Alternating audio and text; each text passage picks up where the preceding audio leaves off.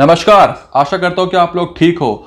आर्यन खान मामले में खबर सामने आ रही है कि आर्यन खान की कस्टडी को 7 अक्टूबर के लिए बढ़ा दिया गया है, यानी कि 7 अक्टूबर तक एनसीबी की हिरासत में रहने वाले हैं आर्यन खान। एनसीबी ने यह दलील रखी कोर्ट के सामने कि हमें जॉइंट इंटेरोगेशन करनी है। जो 9 लोग गिरफ्तार हुए हैं उन सबको एक साथ बिठाकर आपस में जांच पड़ताल करी जाएगी, क्योंकि एनसीबी को आर्यन खान के फोन में से व्हाट्सएप चैट्स मिली है जिसमें कुछ कोड वर्ड्स में ऐसी ऐसी बातें करी गई है जिसका रिलेशन कहीं ना कहीं ड्रग्स से है। इसीलिए एनसीबी ने दलील रखी है। सतीश मनशिंदे ने साफ साफ अपने क्लाइंट के बचाव में बोला है कि हमारे क्लाइंट ने कुछ नहीं किया है। हमारा जो क्लाइंट है आर्यन खान, वो सिर्फ एक सेलिब्रिटी गेस्ट बन के गया था उस क्रूज शिप में। आर्यन खान ने कुछ भी नहीं किया है, कुछ कंज्यूम नहीं करा है, कुछ बेचा नहीं है। आर्यन खान बेकसूर है। तो ये दलील रखी है सतीश मनशिंदे ने, लेकिन एनसीबी ने इसका पलटवार करते हुए बोला है कि हमारे पास पूरे के पूरे सबूत है। और अब जो बात सामने आ रही है एनसीबी के हवाले से वो ये है कि श्रेयस नायर नाम का एक ड्रग पैडलर है जिसने ये सारे ड्रग्स मुहैया कराए थे इन लोगों को, और जो डील हुई थी वो डार्क नेट के थ्रू हुई थी। डार्क नेट पे ये ऑर्डर भेजे गए थे कि हमें ड्रग्स चाहिए और डार्क नेट के थ्रू ही ये ऑर्डर मिले थे। उसके बाद जो डीलिंग हुई है, जो पैसे के ट्रांसफर हुआ है, जो मनी ट्रांसफर हुआ है, वो क्रिप्टो करेंसी में हुआ है। जी हां, हार्ड मनी में ट्रांसफर हुआ है पैसा, यानी कि पेमेंट क्रिप्टो करेंसी में करी गई है। आप सोच सकते हो कितने हाई लेवल की ये पार्टी हुई होगी जिसमें डीलिंग क्रिप्टो करेंसी में हो रही है, ऑर्डर डार्क नेट में हो रहे हैं। और एक बड़ी खबर जो सामने आ रही है वो ये है कि मुंबई पुलिस से, जी हां, मुंबई पुलिस से इस चीज की परमिशन नहीं ली गई थी कि पार्टी हो रही है, क्योंकि कोविड चल रहा है। कोविड प्रोटोकॉल्स के अनुसार कुछ पर्टिकुलर लिमिट तक ही एक पार्टी में लोग आ सकते हैं। लेकिन अब जो खबर सामने आ रही है, क्रूज शिप में किसी ने भी परमिशन नहीं दी थी कि यहाँ पे पार्टी हो रही है, इतने लोग आने वाले हैं, इतनी गैदरिंग होने वाली है। तो ये एक और मुकदमा चल सकता है क्रूज शिप के ओनर पर या फिर वहां के लोगों पर जो भी क्रूज शिप में मौजूद थे। अब आपको एक महत्वपूर्ण बात बताता हूं कि आखिर क्यों एनसीबी इतना दबाव में आने के बावजूद भी अपना काम बखूबी कर पा रही है। जैसा कि मैंने आपको बताया था कि समीर वानखड़े और उनकी टीम पूरी तरीके से जो है शिप में गई थी। 22 टिकट, जी हां, 22 टिकट एनसीबी की टीम ने पहले ही बुक कर ली थी। एक टिकट का प्राइस करीब 80,000 रुपए था और 22 टिकट एनसीबी ने बुक कर ली थी, क्योंकि एनसीबी को कहीं से टिप मिली थी, कहीं से लीड मिली थी कि इस शिप में पार्टी हो रही है। तो एनसीबी गई कैजुअल ड्रेस में, एनसीबी ने धर दबोचा सारे लोगों को। वहां से निकला शाहरुख खान का बेटा आर्यन खान को भी धर दबोचा। एनसीबी ने एक स्मार्ट मूव खेला, समीर वानखड़े ने एक बहुत ही ज्यादा स्मार्ट मूव खेला। उन्होंने क्या करा, अपने फोन को स्विच ऑफ कर लिया और सारे अपने भी जो भी एनसीबी के टीममेट्स थे जो इस ऑपरेशन को अंजाम दे रहे थे, उन सबको बोला कि आप सब लोग अपना फोन स्विच ऑफ कर दो। अब फोन स्विच ऑफ करने से क्या हुआ कि कॉल्स आ रहे थे बड़े बड़े सेलिब्रिटीज के, बड़े बड़े पॉलिटिशियंस के, बड़े बड़े पोस्ट के लोगों के, लेकिन फोन तो स्विच ऑफ था। किससे बात करते? तो फोन स्विच ऑफ था। समीर वानखड़े और उनकी टीम सबको लेकर आ गए एनसीबी के दफ्तर पर। सबसे करी पूछताछ, सबसे जो भी हासिल हुआ निकाला, सारे चैट्स निकाले, सबके फोन सीज करे। उसके बाद सीधे पहुंच गए किला कोर्ट में जहां पे सुनवाई हुई। किला कोर्ट में सुनवाई होने के बाद सीधा उनको भेज दिया गया जेजे हॉस्पिटल जहां पे उनका मेडिकल टेस्ट हुआ।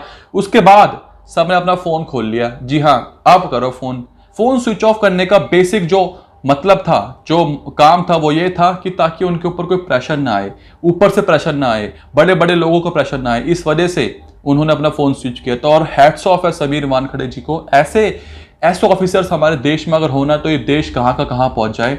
हम चाहते हैं जिस तरीके से एनसीबी काम कर रही है ऐसा ही काम सीबीआई करे और इस केस को सॉल्व करे, सुशांत सिंह राजपूत के केस को सॉल्व करे। अब कमाल की बात यह है कि कुछ बॉलीवुड के सितारे हैं, सितारे में क्या बोलूं, कुछ बॉलीवुड के एक्टर्स हैं, वो सपोर्ट में आ चुके हैं आर्यन खान के।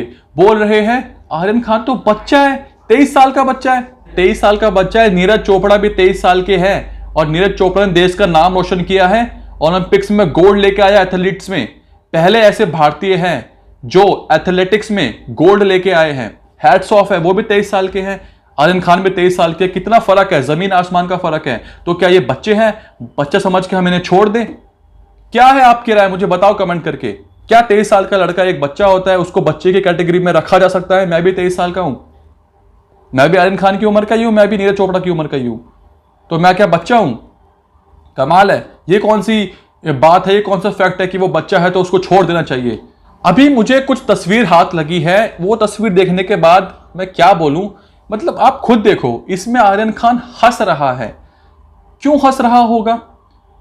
अब ये पता है कि भैया हमें कुछ होने वाला तो है नहीं, हम तो छूट जाएंगे, हम तो शाहरुख खान के बेटे हैं, हमारा कौन क्या कर सकता है। मतलब ये हंसी किस बात की है यार, आप पकड़े गए हो ड्रग्स मामले में, आप कस्टडी में हो एनसीबी की, आप अपने पिताजी का नाम खराब कर रहे हो, आपके पिताजी ने इतना बड़ा मुकाम हासिल किया है, इतना स्ट्रगल किया है, जो भी किया है, और आप हंस रहे हो, पता नहीं क्या। मतलब मेरे को तो समझ में नहीं आता इसमें हंसने वाली क्या बात है यार, मुझे समझ में नहीं आ रहा।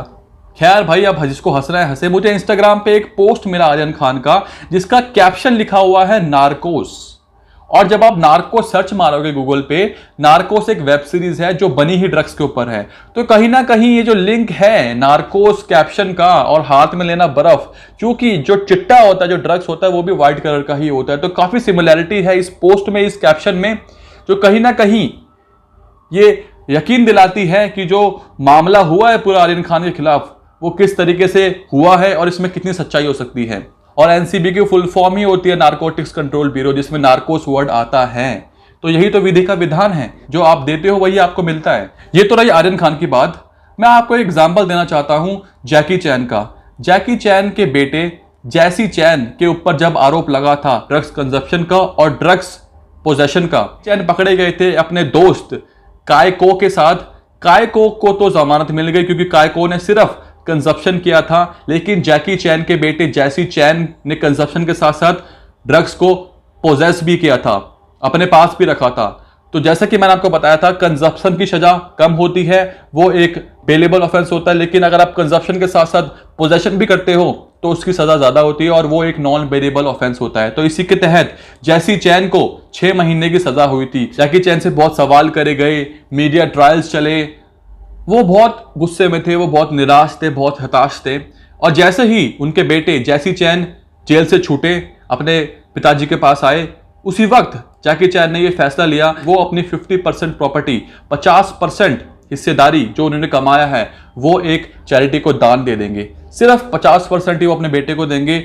और उन्होंने ये वर्ड बोली थी, अगर मेरा बेटा इस काबिल होगा तो वो अपने आप, अपने दम पे, अपनी मेहनत से पैसा कमा लेगा, वरना जो मैंने उसको दिया है 50% वो भी वो गवा देगा। तो इतना बड़ा स्टेप लेना as a father, as a inspiration, as a icon, hats off है कि उन्होंने बाकायदा माफी मांगी अपने बेटे के किए पर, सबके सामने, सोशल मीडिया प्लेटफॉर्म्स पर, मीडिया के सामने, अपने बेटे के इस बिहेवियर की वजह से उन्होंने ये डिसीजन लिया। तो इससे हमें ये सबक मिलता है कि आप क्या डिसीजन लेते हैं, किस तरीके से चीज़ों को हैंडल करते हैं। आई नो इस वक्त शाहरुख खान बहुत परेशान होंगे, बहुत चिंतित होंगे, वो अपने शूट वूट छोड़कर सिर्फ अपना ध्यान अपने बेटे के ऊपर लगा रहे होंगे।